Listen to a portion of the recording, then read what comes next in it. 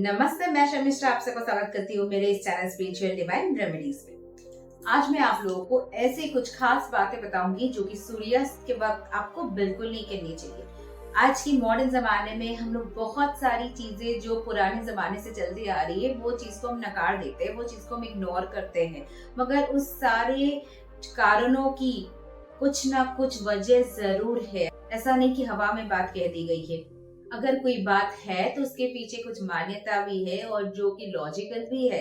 आज के वीडियो में मैं आपको कुछ ऐसी खास बातें बताऊंगी जो कि अमीर से अमीर लोग भी इस चीजों को मानते हैं और सूर्यास्त के वक्त इस चीज को अवॉइड करते हैं, क्योंकि कहा जाता है कि ये चीज अगर आप सूर्यास्त के वक्त कर रहे हैं तो आपकी जिंदगी में गरीबी आने की बहुत ज्यादा चांसेस होता है, बहुत ज्यादा चांसेस बढ़ जाते हैं।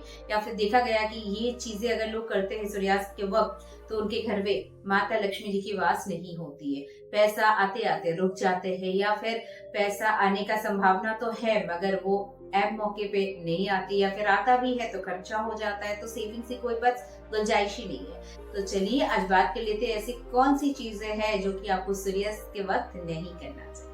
तो सबसे पहले मैं बात करूंगी यहाँ पे सूर्यास्त के वक्त आप बिस्तर में कभी मत रहिएगा, ना लेट के रहिएगा, ना अपने हस्बैंड या वाइफ के साथ संगम कीजिएगा। ये वक्त ये सब चीजों के लिए नहीं बनी गई है। ये वक्त कुछ और काम हम करेंगे जो कि आपके भाग्य को हो सकता है। चलिए खैर वो मैं किसी और दिन बात करूंगी। आज का वीडियो इस पर है कि आप क्या चीज नहीं करेंगे।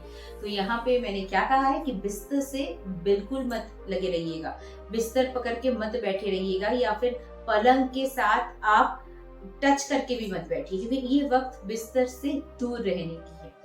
जितनी दूर रहेगा आपके लिए अच्छा है। कहा जाता है इस वक्त जो सोते हैं उनका भाग्य भी सो जाता है, इसीलिए ऐसे वक्त में सोने से परहेज कीजिएगा। साथ ही साथ सूर्यास्त के वक्त खाना मत खाइएगा, उस वक्त खाना नहीं खाना चाहिए। इससे आपका हेल्थ में भी असर होता है और साथ ही साथ ये आपका गरीबी का भी एक मुख्य कारण माना गया है। यहाँ तक कि ये भी कहा जाता है कि सूर्यास्त के वक्त आप किसी को दही मत दीजिएगा। दही शुक्र ग्रह कारक है।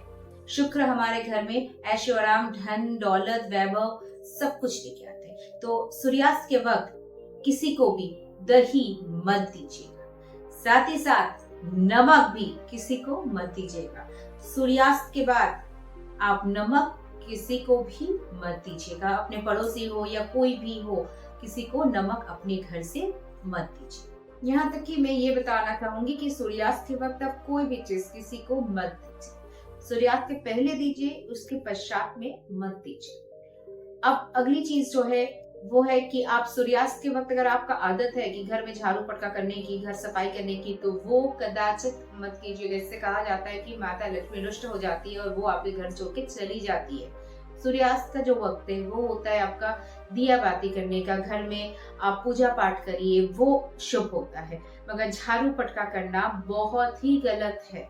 जो भी करना है सूर्यास्त होने से पहले पहले कर लीजिएगा। साथ ही साथ मैं और एक चीज भी यहाँ पे बताऊंगी कि कभी भी बिस्तर पे या कहीं चेयर पे बैठ के पैरों को मत हिलाइएगा। सूर्यास्त के वक्त ये चीज अवॉइड कीजिएगा, ये भी अशुभ माना जाता है। साथ ही साथ नाखून काटना या बाल काटने से परहेज कीजिएगा। ये काम सूर्यास्त से पहले पहले कर लीजिएगा, क्योंकि बहुत लोग पसंद करते हैं सूर्यास्त के बाद ही ये चीज करने के लिए, नाखून काटना या बाल काटना, मगर ये बहुत ही गलत है। बिकॉज इससे भी गरीबी आती है। छोटी छोटी बातों का अगर हम ध्यान रखते हैं तो घर में खुशहाली बढ़ बढ़ के आती है। और आज की वीडियो है कि कौन सी चीज हम ऐसे गलत कर रहे हैं जिससे आपका घर में गरीबी आ रही है और पैसा क्यों नहीं टिक रहा है। तो ये छोटी छोटी चीजों का जरूर ध्यान रखिएगा और वीडियो अच्छा लगे तो लाइक, शेयर एंड सब्सक्राइब करना भूलिएगा नहीं। तो चलिए आगे बढ़ते हैं। कुछ और पॉइंट्स आपको बता देती हूँ जिससे आपके जीवन में आ सकती है खुशहाली और गरीबी भी दूर हो सकती है चुटकियों में। तो चलिए और एक पॉइंट बताती हूँ।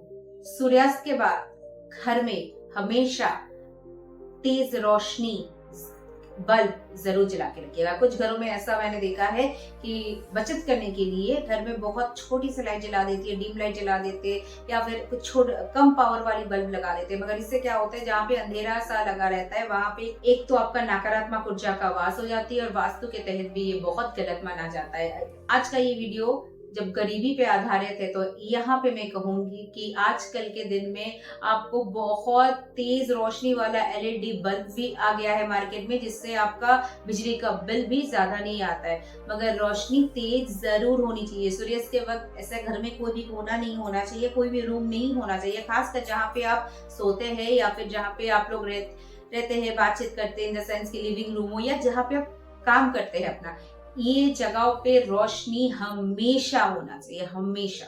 घर में अगर आए दिन आपका झगड़ा हो रहा है, आए दिन आपके घर में कुछ ना कुछ फैमिली मेंबर्स में प्रॉब्लम लगा है, या फिर आपके हस्बैंड वाइफ में कुछ ना कुछ दिक्कत आ रही है, झगड़ा हो रहा है, छोटी छोटी बात में मिसअंडरस्टैंडिंग हो रही है, तो यहाँ पे 2-4 चीज बताना चाहूंगी।